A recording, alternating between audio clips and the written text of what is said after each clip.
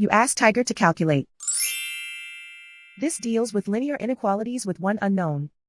The final result is x greater than 12. Let's solve it step by step. Simplify the expression. Expand the parentheses.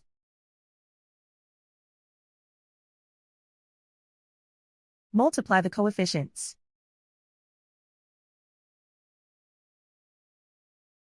Simplify the arithmetic.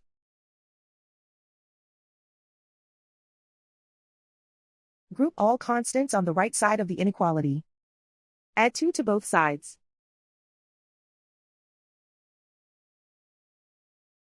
Simplify the arithmetic.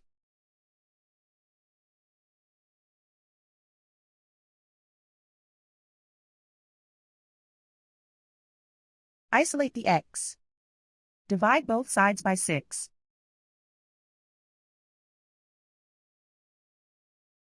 Simplify the fraction.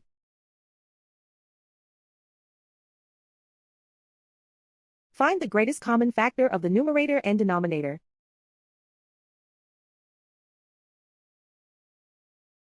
Factor out and cancel the greatest common factor.